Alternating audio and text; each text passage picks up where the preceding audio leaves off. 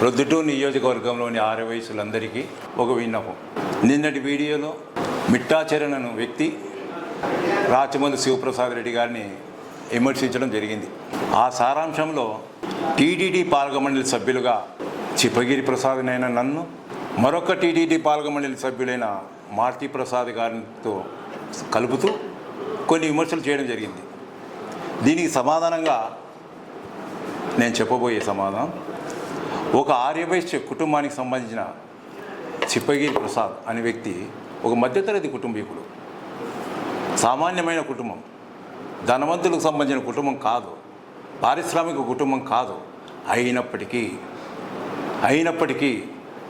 రాచమల్లి శివప్రసాద్ రెడ్డి గారు, వైఎస్ జగన్మోహన్ రెడ్డి గారు అధికారంలోకి వచ్చిన 2019 మే 30 తేదీ తర్వాత మొట్టమొదటి అప్లికేషన్ దరఖాస్తును తీసుకొని పోయి అసెంబ్లీలో ముఖ్యమంత్రితో మాట్లాడి, కాబోయే చైర్మన్ అయిన వైవి సుబ్బారెడ్డి గారితో మాట్లాడి నాకు పదవి ఇప్పించిన భాగ్యం రాచమల్లి శివప్రసాద్ రెడ్డి గారికి దక్కింది. ఇది ముమ్మాటికి నిజం.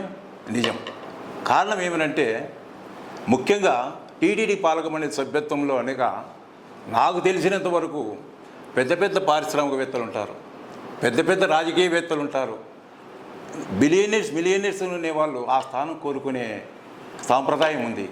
కాకపోతే అటువంటి సాంప్రదాయానికి విరుద్ధంగా ఒక సామాన్య మానవునికి చోటు కల్పించడం అనేది ఇది సర్వసాధారణమైన విషయం కాదు, కళలో ఊహించినది కూడా కాదు. అది 2 సార్లు మాకు దక్కింది. అలాగే నాకు మరొకమారు టీటీడీ పాలకమండలి సభ్యుడిగా మారుతి ప్రసాద్ ఈ విధంగా దక్కడం అనేది గొప్ప విశేషం. నా మనస్సాక్షిని, నా మనస్సును, నా గౌరవాన్ని పెంపొందించే విషయంలో రాచమల్లి శివప్రసాద్ రెడ్డి గారు ఎప్పుడు ముందుంటారు. కారణం, ఏ రోజు కూడా ఆ 2 సంవత్సరాల పదవీ కాలంలో నాకు ఎలాంటి ఇబ్బంది కానీ, ఇబ్బంది పడే మాటలు కానీ ఎక్కడ మాట్లాడలేదు. నా ఆత్మగౌరవాన్ని పెంపొందించే దిశగా ఆయన ప్రయత్నించినాడు. ఇది కాకపోతే ఇది దైవదర్శనానికి సంబంధించిన విషయంలో ఏ రోజు ఆయన జోక్యం తీసుకోలేదు.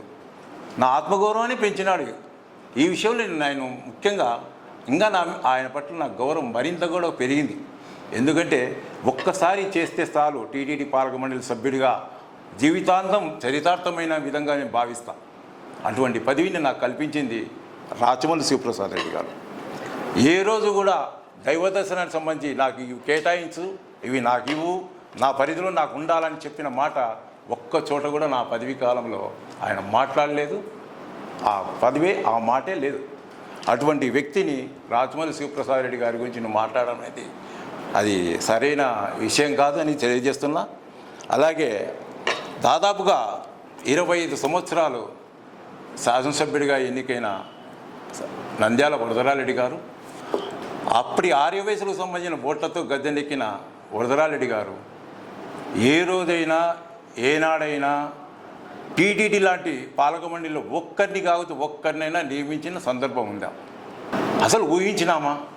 ఈ ఊరికి పొద్దుటూరు నుంచి ఎమ్మెల్యేలుగా ఎన్నికైన వ్యక్తులు ఎంతోమంది ఉంటారు, రాయలసీమ వ్యాప్తంగా కూడా ఎన్నికైన వ్యక్తులు ఎంతోమంది ఉంటారు. కానీ ఆయన మనసులో నుంచి ఊహలోకి వచ్చింది. మేము కూడా ఆలోచన చేసినాం, టీటీడీ పాలకమండలి సభ్యత్వం ఇప్పిస్తానని చెప్పినప్పుడల్లా నేను ఆయన గురించి ఆలోచన చేస్తా.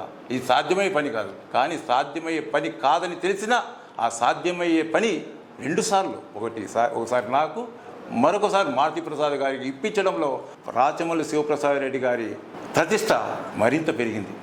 ఈరోజు ఆర్యవయసుల గౌరవాన్ని నిలబెట్టిన రాచమల్లి శివప్రసాద్ రెడ్డి గొప్పవాడా? అలాగే ఆర్యవయసులతో ఓట్లు సంపాదించుకొని 20 ఏళ్ళు శాసనసభ్యుడిగా ఎన్నికైన నంద్యాల వరదరారెడ్డి గారు గొప్పవారా? ఆర్యవయసులు విజ్ఞత ప్రదర్శించే వాళ్ళు కాబట్టి ఆర్యవయసులు ఎవరి కాలంలో గౌరవాలు పెంపొందినాయో అనే ఆలోచనతో మీరందరూ కూడా నిశ్శబ్ద విప్లవం ద్వారా మీరు గ్రహిస్తారు. నిశ్శబ్ద విప్లవమే రాచమల్లి శివప్రసాద్ రెడ్డి గారికి విజయానికి సోపానం అవుతుందని ఈ సందర్భంగా తెలియజేస్తున్నాం.